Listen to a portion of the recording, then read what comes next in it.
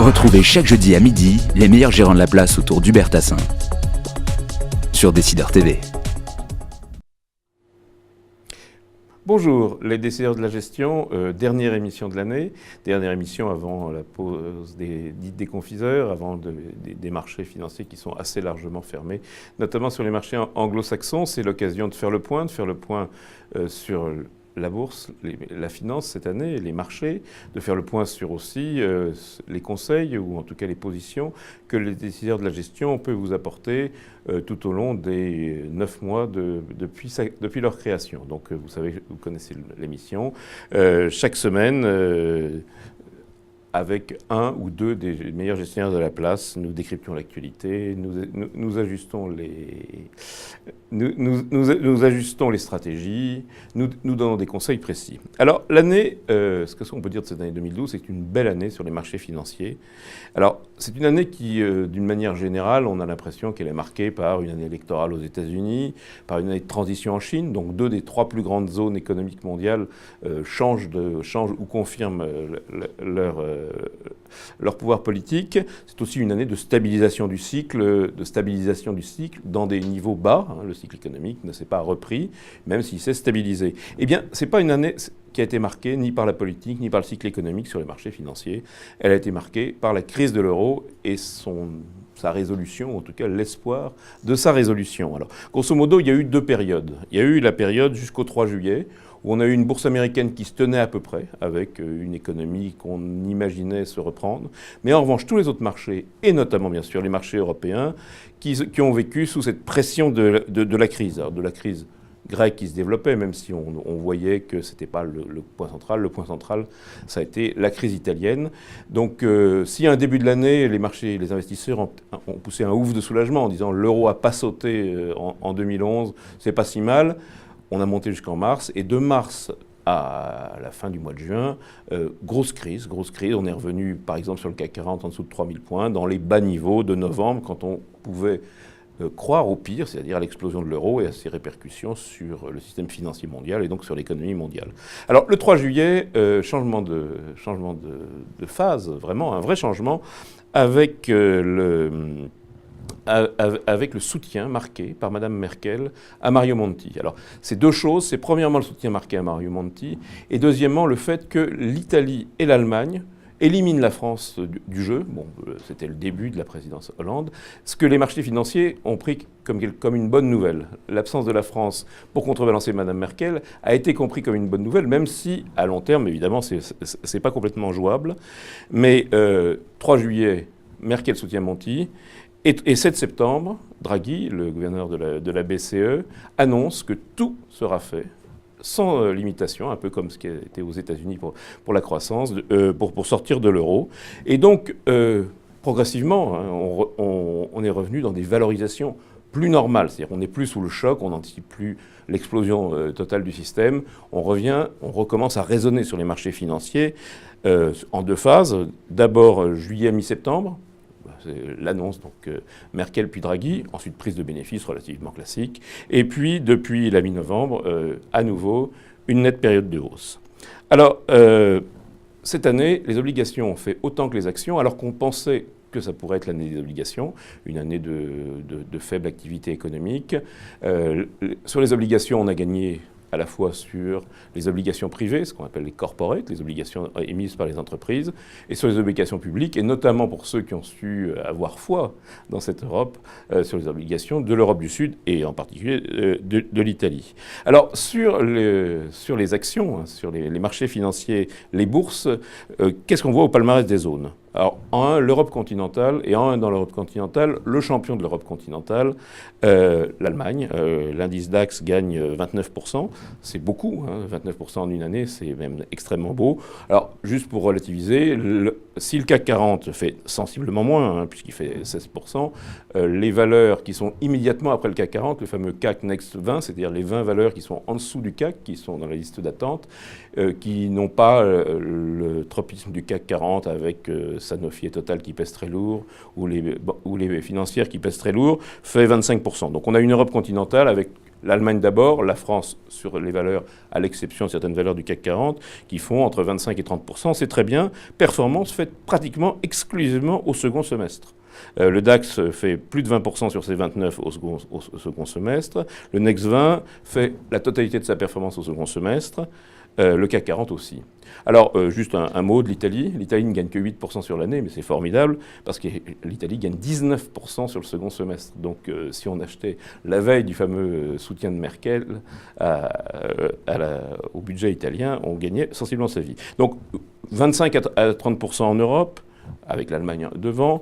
La Chine et l'Inde, retour après des années très difficiles. Donc on a une économie qui stagne, mais c'était anticipé, et là on anticipe plutôt du mieux, donc entre 20 et 25%.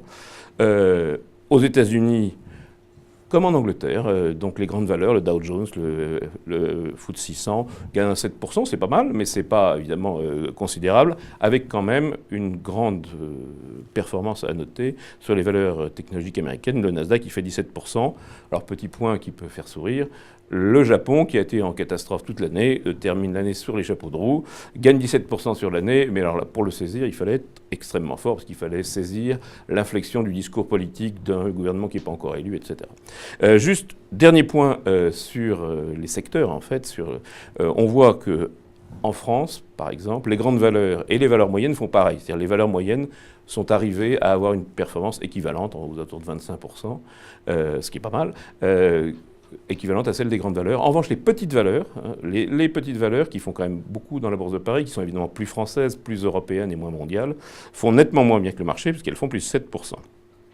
Donc, ce retour de l'Europe dans le jeu, l'axe Merkel, Draghi, Monti, la sortie de la France de ce jeu, ça a pris le pas sur le cycle économique qui lui-même ne va pas extrêmement bien. La fin d'année confirme une reprise molle aux États-Unis, des espoirs de croissance un peu améliorée en Chine, et puis le point bas européen qui n'est pas encore touché. Alors, quand est-ce qu'il va être touché? C'est une bonne question.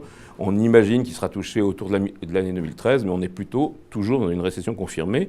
C'est pas pour ça que ce ne sont pas les valeurs européennes qui ont fait la performance, mais elles ont fait la performance à cause de la crise de l'euro et la sortie de crise, ou la supposée sortie de crise de l'euro. Alors chaque semaine, comme je le disais, nous recevons autour de moi un ou deux gérants pour décrypter l'actualité des marchés, celle des valeurs, valeur par valeur. Et puis nous avons un chapitre gestion, concept, variation des allocations. Et puis les décideurs de la gestion s'engagent, une émission courte où des conseils extrêmement précis vous sont donnés et sont disponibles. Alors ce qu'on peut dire, évidemment je ne veux pas vous dire le contraire, mais c'est que le bilan est que les décideurs de la gestion et le suivi hebdomadaire est un bon moyen de gérer ses actifs, de gérer son portefeuille, et démontre une nouvelle fois quelque chose qu'on connaît bien sur les marchés financiers, c'est la supériorité de la gestion de conviction. Alors le premier semestre a été marqué pour les décideurs de la gestion, finalement comme pour l'ensemble, par une certaine prudence. Placement opportuniste recherché, avec plutôt un peu de succès, des conseils sectoriels à éviter, les banques, les cycliques, les services publics, toute société ayant rapport avec l'État, ça a été dit presque à une émission sur deux tout au long de l'année, et puis de jouer à l'inverse, les gagnants de la grande croissance mondiale, les sociétés qui ont de la visibilité et du pricing power, qui n'ont pas de risque que leur marge soit attaquée. À partir d'août, les décideurs de la gestion ont bien pris ce vent de cette révolution Merkel, et progressivement, le choix des actions a été conseillé pour monter jusqu'à 66 à 100% dans les dernières émissions, avec des conseils qui évidemment varient par rapport au premier semestre, plus de valeurs cycliques, des financières, plus de valeurs qui peuvent changer ou retrouver un statut boursier. Alors si on regarde au crible, on a bien pris le vent du modèle de ce qu'a fait la bourse. Ça prouve que nos gestionnaires, que nous sélectionnons, ont bien compris, ont bien jugé ce qui se passait sur les marchés, même si au jour le jour, ils peuvent se tromper, comme tout le monde évidemment. Puisque dans les 20 baisses du CRD sur les 6 derniers mois, les mois où on a fait la performance, on trouve EDF, France Télécom, et GDF Suez, Veolia, Suez Environnement, toutes ces valeurs qui sont soumises à l'État pour leurs tarifs, pour leurs dividendes. Donc, éviter l'État était vraiment toujours le bon conseil. Et on trouve dans les 20 baisses du SRD, par ailleurs, de l'automobile, mais pas toute l'automobile. On trouve Peugeot et Faurecia, par exemple. Dans les 15 hausses des 6 derniers mois, en revanche, on trouve 3 financières. On était revenu sur les financières, ça a été plutôt bien vu. Et des cycliques recommandés, je peux citer Vallourec et Michelin. Alors, si on compare le CAC 40 au moment où le conseil est donné dans cette émission, le jeudi ou le vendredi, et ce qu'ont fait ces valeurs depuis qu'elles ont été conseillées, et ce qu'a fait le CAC 40 depuis qu'elles ont été conseillées, toutes les semaines sauf une, en moyenne, les valeurs conseillées font mieux que le CAC 40. Donc on voit que cette hausse du marché, c'est dans un marché haussier, les conseils de nos gestionnaires ont permis d'amplifier. Alors, il y a quand même des flops et des tops. Alors, on va commencer par les flops, c'est plus amusant, si j'ose dire. Areva, conseillé le 5 octobre, qui perd 10% depuis, donc c'est une contre-performance. Elle avait été conseillée à la vente sans trop de casse entre-temps. Bon, c'est une spéculation qui a raté, il faut le dire. Peugeot, spéculation très osée, conseillée le 19 octobre, qui perd 4% depuis, qui a été en hausse, qui a été en baisse. Ça reste une spéculation osée. Bon, c'est... Compte tenu du risque pris, c'est pas un drame de faire 4%, mais c'est quand même un flop. Et puis, on a des valeurs qui font moins bien que le marché depuis qu'elles ont été conseillées. Je peux citer Pernod Ricard, Sequana, Villemorin, Aéroport de Paris, Intesa San Paolo, Atos, Hermès. Ce sont des valeurs qui font 1 ou 2% de hausse quand le marché en fait 6 ou 7. Donc, c'est moins bien que le marché. On voit que... le tournant des valeurs non risquées n'a pas toujours été pris totalement, et ce qui explique finalement ces flops. Alors les tops sont beaucoup plus nombreux, comme je l'indiquais, nos gestionnaires ont bien amplifié le mouvement, avec, la vedette c'est De Richebourg, conseiller le 2 août qui gagne 74%, alors là on est vraiment dans le cycle, De Richebourg c'est à la fois de la ferraille et puis des services aéroportuaires, donc on est 2 fois dans le cycle, comme ça on est bien plus 74%, mais encore une fois, mais plus récemment, Vallourec, qui a été conseillé 3 fois en 4 émissions, et qui gagne de 10 à 22%, et l'a conseillé par exemple le 15 novembre, et le CAC 40 n'a pratiquement pas bougé depuis le 15 novembre, il a baissé et remonté, et on gagne 22%, donc on fait beaucoup, beaucoup mieux que le CAC 40. Toujours dans les tops, Téléperformance, 42% depuis le 12 août, c'est très très surprenant, mais là on voit bien que c'est la gestion d'opportunité, c'est le cours de Téléperformance au moment du conseil qui finalement a fait la performance. Et puis Saint-Gobain du cycle, 18% depuis le 27 septembre, c'est très beau. Et encore cette semaine, depuis 3 semaines, le groupe Steria, donc sur un marché qui fait 2-3% de hausse, a gagné 14%. Alors tout ça c'est très beau, je vous dis revenez nous voir tout au long de l'année prochaine dans les décideurs de la gestion. Mais aujourd'hui, qu'est-ce qu'on fait? C'est ce que vous me posez comme question, je me retourne. Il y a des questions précises, il y a des questions qui le sont moins. Alors, ce qu'on a confirmé cette année, et notamment sur le CAC 40 depuis qu'il existe en 1987, c'est qu'il n'y a pas 3 années consécutives de baisse. Alors qu'au début de l'année, tout le monde broyait du noir, y compris d'ailleurs dans ce studio, pour nos émissions, un petit peu. Il n'y a pas eu de 3e année de baisse, il n'y en a pratiquement jamais. La seule année où il y en a eu, c'était 0,1%, donc c'était vraiment l'épaisseur du trait. Il n'y a pas 3 années de baisse à la Bourse de Paris, c'est une leçon historique. Alors en revanche, quand après 2 années de baisse on monte, il n'y a aucune donnée historique. Donc je n'ai pas de recette que je sors de l'analyse historique, technique, fondamentale ou autre. Alors l'objectif que nous avions donné pour le CAC 40, c'était vers la mi-octobre, 3720. Alors on s'en approche dangereusement, on est plutôt 60 points en dessous. On peut imaginer de les faire d'ici la fin de l'année, et en tout cas au tout début de l'année. À ce niveau-là, qui était notre objectif, il est légitime de faire des liquidités, et je dirais de faire des liquidités d'attente en prenant des bénéfices sur quelque chose comme 30% de son portefeuille. Si on devait aller plus loin, et c'est très possible qu'on aille plus loin, il y a souvent un emballement au début janvier, ou mi-janvier. Si on devait aller plus loin et approcher les 4000, là je conseillerais de vendre un 2e tiers pour finalement avoir pris les bénéfices sur les 2 tiers quand on serait aux 4000 points. Attention à la saisonnalité, ça c'est quelque chose qui marche bien sur les marchés financiers. On voit bien un emballement en janvier, une stabilisation, voire des prises de bénéfices au premier moment des discours des patrons des entreprises au moment des publications des résultats 2012. Et puis mars est généralement un bon mois, sachant que l'investisseur qui achète en mars et qui vend en septembre est sur le long terme perdant, et celui qui achète en septembre et qui vend en mars est sur le long terme gagnant. Donc attention à la saisonnalité, et attention, si on arrive à ces 4000 points, réduire de 2 tiers l'exposition. Alors, cela dit, si on réduit, il y en a encore, surtout que si aujourd'hui on est encore à 100%, on passerait à 2 tiers aux alentours des 3720, 3750, puis à 1 tiers à 4000. Donc, j'ai regardé un peu ce qui avait été recommandé, donc en ne m'attachant qu'aux valeurs qui ont été recommandées dans notre émission. Il il y a des titres recommandés à acheter, il y a des petites valeurs qui ne sont pas en avance. Les valeurs européennes, d'une manière générale, sont en retard de 15 à 20% sur leur équivalent américain, donc il y a un peu de place. Donc, toujours dans les valeurs françaises ou européennes, je vous sélectionne 4 valeurs pour un changement de statut. Carrefour, Technip, Alstom et Siemens. Alors, c'est des histoires différentes, comme on dit en bourse, mais en revanche, ces 4 valeurs, on peut parier à un changement ou une restauration d'un statut passé.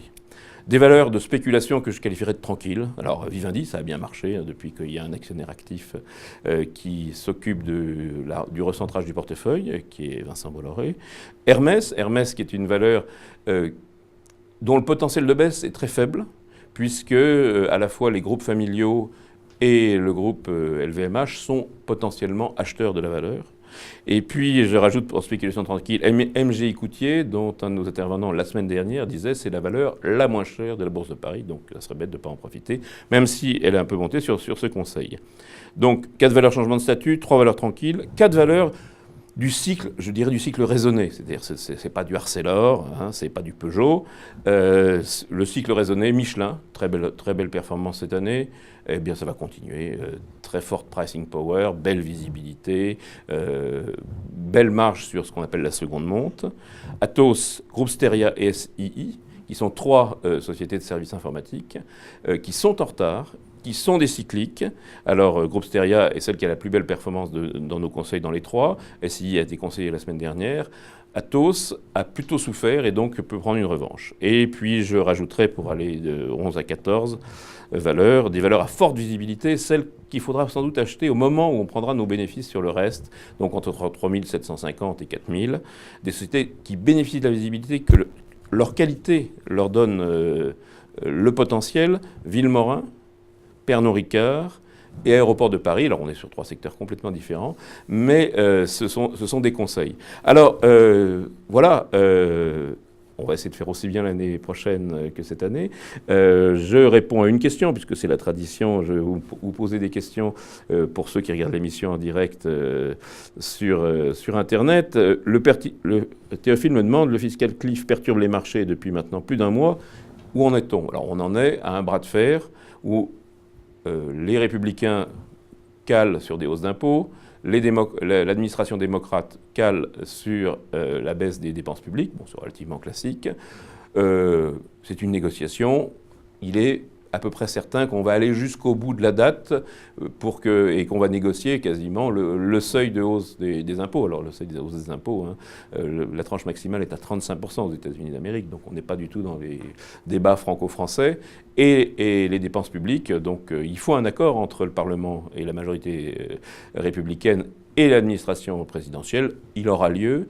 On peut imaginer que ça sera justement cette occasion d'aller vers ces 3720, 3750, puis éventuellement de les dépasser. Mais attention, on est tellement certain que ça arrive que ça ne va pas être une nouvelle qui va révolutionner, premier point. Et deuxième point, il va y avoir des petits points de déception. Soit un peu trop d'impôts pour les marchés financiers, soit un peu trop d'impôts, soit pas assez de dépenses publiques, soit des dépenses publiques qui vont affecter directement certains secteurs. Donc on est juste une chose, nous sommes là tous les jeudis ou tous les vendredis, nous continuerons à l'être en direct et sur les sites partenaires.